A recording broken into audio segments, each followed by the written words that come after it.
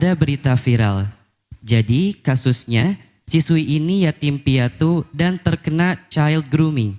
Makanya mereka sampai pacaran dan tahun 2022 sampai melakukan seks. Child grooming ini adalah pelaku membangun kedekatan, kepercayaan dan hubungan emosional dengan si korban. Dari situ si pelaku mulai melakukan berbagai manipulasi dengan ngasih perhatian, kasih sayang dan hadiah sampai si korban ini gak bisa bedain lagi mana bentuk kasih sayang dan mana pelecehan. Hingga akhirnya korban mudah dieksploitasi. Bagaimana caranya yatim piatu atau anak yang orang tuanya cerai dan tidak mendapatkan kasih sayang dari figur ayah atau ibu untuk menjaga dirinya agar tidak terkena kasus seperti itu. Dan sebenarnya tugas siapa yang menjaga anak-anak yatim piatu agar anak-anak itu tidak kurang perhatian? Ada beberapa permasalahan atau poin di balik pertanyaan itu. Yang pertama adalah tentang anak yatim.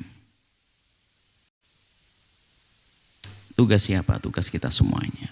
Bahkan Nabi sudah menghimbau, mengajarkan kepada kita, memberikan kabar gembira. Yang aku ingin dekat dengan Nabi, pedulilah dengan anak yatim.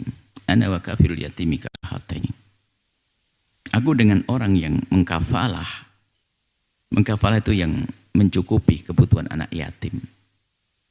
Adalah seperti ini di surga. Artinya dekat sekali dengan Nabi. Kami tekankan masalah kafalah. Kafalah itu adalah bukan menyantuni setahun sekali. Dikasih duit 200.000 itu dibelikan garam, suruh diisap saja 1 tahun.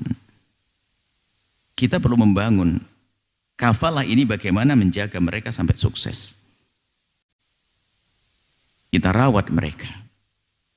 Nah, ilmu merawat ini harus sesuai dengan petunjuk syariat. Bukan sekedar kita mencukupi kebutuhan mereka, tidak. Ada bimbingan.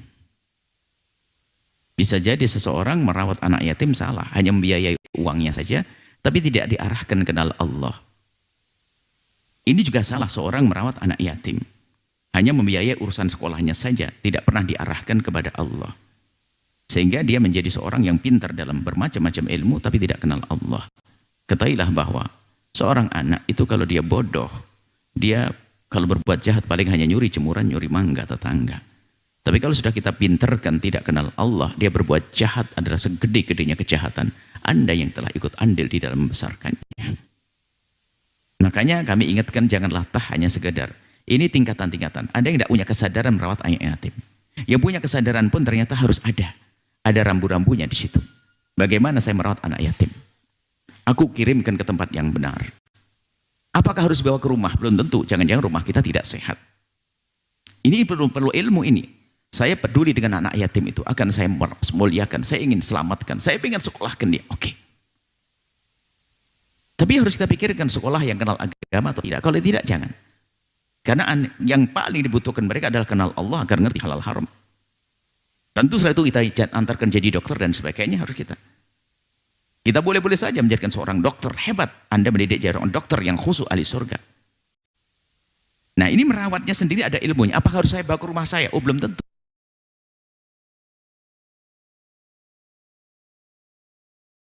Anda tidak sadar bahwa mereka bukan mahram. Anak yatimnya laki-laki, istri Anda perempuan, wahai bapak. Dia bukan mahram, selagi bukan keponakannya. Dan kadang tidak diperhatikan sisi syariat di sini. Sehingga seolah-olah dia melakukan sebuah kebaikan, ternyata ada pelanggaran-pelanggaran. Kayak gitu. Kemudian juga, apakah kita buat panti asuhan untuk mereka? Ntar dulu. Sebab panti asuhan pun bisa saja menjadi satu alat untuk mencari uang. Anak yatimnya tetap makan kerupuk, ustadznya panti asuhan makan di resto terus. Apakah tidak boleh semacam itu? Lihat. Ini kan perlu ilmunya, tapi jelas tugas kita. Dan pangkatnya tinggi kalau kita ngurusi anak yatim.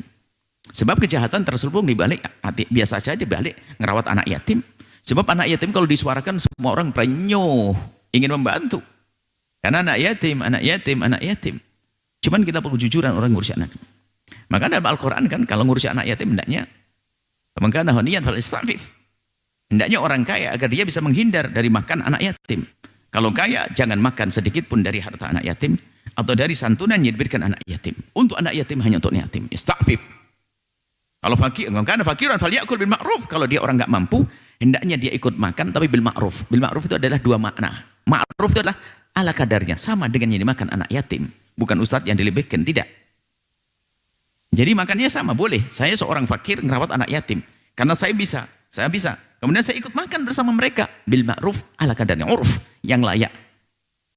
Atau bil ma'ruf itu mana lain apa? Nanti kalau kamu sudah kaya ganti, karena sekarang fakir. Loh. Jadi hati-hati, bukan alat anak yatim. Makanya kita ingin membahas di sini agak luas tentang anak yatim sih. Jangan anak yatim hanya kita bikin plang. Lalu orang datang duitnya pakai apa? Pakai anting istri. Hati-hati, jangan berbuat zalim pada anak yatim. Allah bisa menyatimkan anak kita di esok hari. Ini masalah merawat anak yatim semacam itu. Jadi paling utama adalah kita merawat anak yatim, kita masukkan sebuah tempat yang dia mulia, yang bisa menghantarkan kepada Allah Subhanahu wa Ta'ala. Kalau pendidikan dunia ada, sekarang misalnya pesantren-pesantren. Kalau di rumah kita berat hari ini, kita motivasi mereka untuk bisa sekolah. Anggap saja kalau Anda duitnya banyak, anggap sekolah yang paling mahal, tapi mengenalkan Allah, ada agamanya, sah. Kalau Anda bawa ke rumah Anda, berat. Anda sendiri sibuk dengan bisnis Anda sibuk dengan kesibukan Anda, mungkin dia malah tidak terawat. Tapi kesadaran untuk merawat mereka itu sesuai dengan keadaan zaman, sesuai dengan kebutuhan mereka, khususnya kebutuhan akhirat. Nah ini adalah, jadi ini tugas semuanya. Tugas anak-anak ya, tugas kita terhadap anak yatim. Kan di sana ada semacam obrolan, anak yatim ini kok pada bandel-bandel ya, nakal-nakal ya. Kenapa anak laki? Oh, gimana tidak nakal? Ibunya, dia sibuk cari uang, sehingga nggak bisa ngerawat dia. Anda nggak peduli dengan dia. Makanya ibunya nggak sempat rawat. Gimana nggak nakal? Bapaknya nggak ada, ibunya kerja, yang urus anak nggak ada. Kita juga nggak peduli kepada mereka. Gimana nggak nakal? Kita biarkan anak yatim. Jadi kalau anak yatim nakal, salahkan kita. Kenapa kita tidak ngerawat dia? Maka yang perlu kita hidupkan budaya kafalah, bukan budaya santunan. Sudah memberi santunan, begitu bangganya dengan kasih santunan yatim setahun sekali. 200.000 di amplopin, dijemur lagi anak yatimnya, panas itu 250.000 untuk 1 tahun.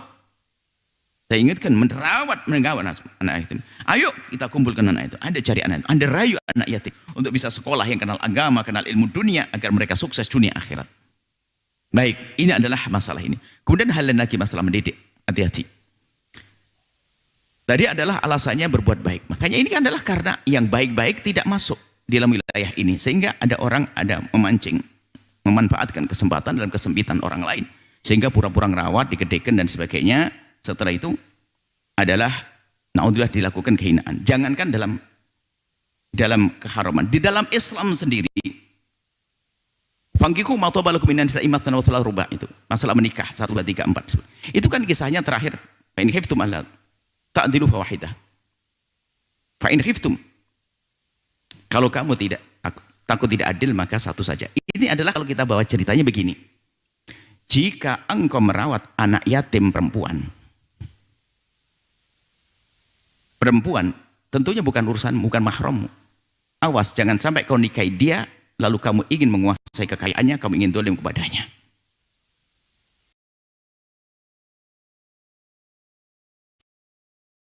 Boleh itu, apalagi memanfaatkan kesempatan dalam kesempitan.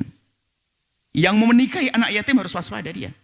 Jangan-jangan melirik anak yatim punya harta tersembunyi atau bagaimana, atau memanfaatkan ke terburukannya, memanfaatkan keyatimannya, sehingga dia mencari kesempatan untuk menghadirkan kasih sayang dan sebagainya. Tapi di baliknya ada akal busuknya.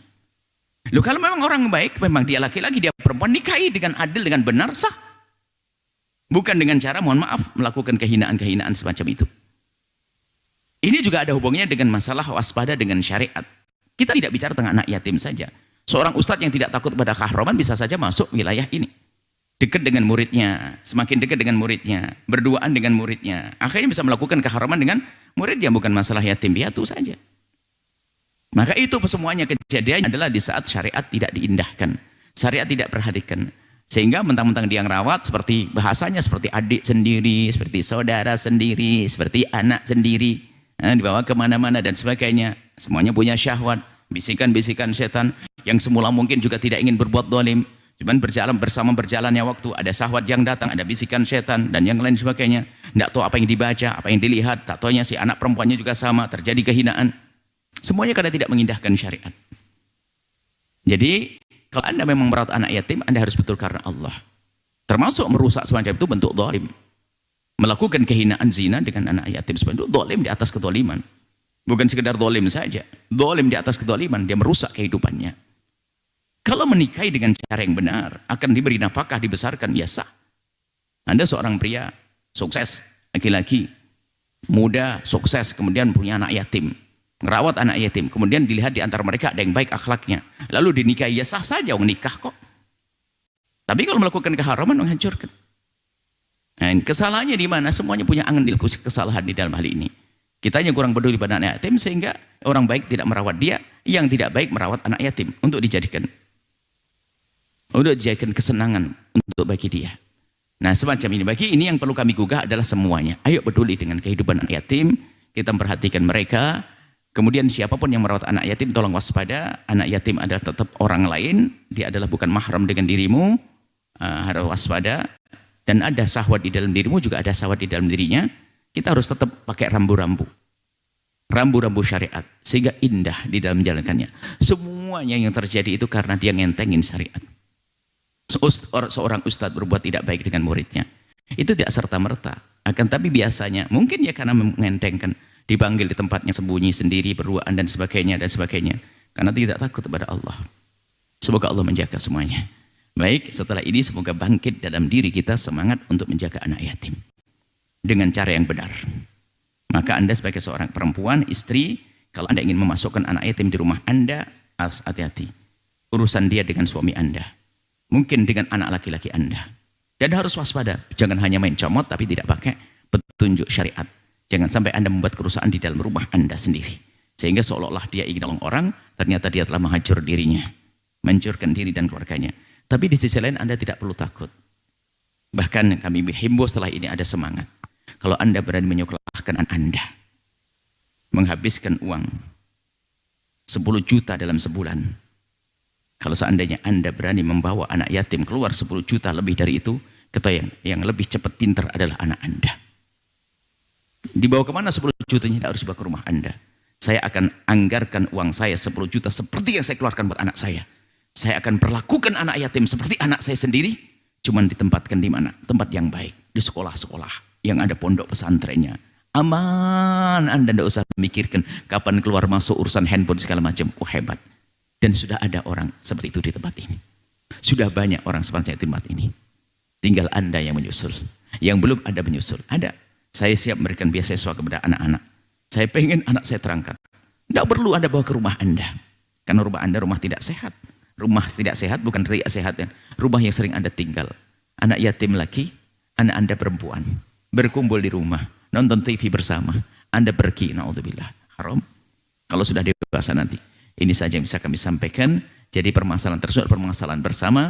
Ayo kita punya kesadaran bersama untuk mengangkat anak yatim. Ana wa kafilul yatimi kahataini. Dan seterusnya, waspada dan takutlah kepada Allah. Tegakkan syariat, maka semuanya akan menjadi indah. Allah alam bisawab. Jangan lupa berselawat kepada baginda Nabi Muhammad sallallahu alaihi wa alihi wa sahbihi wasallam.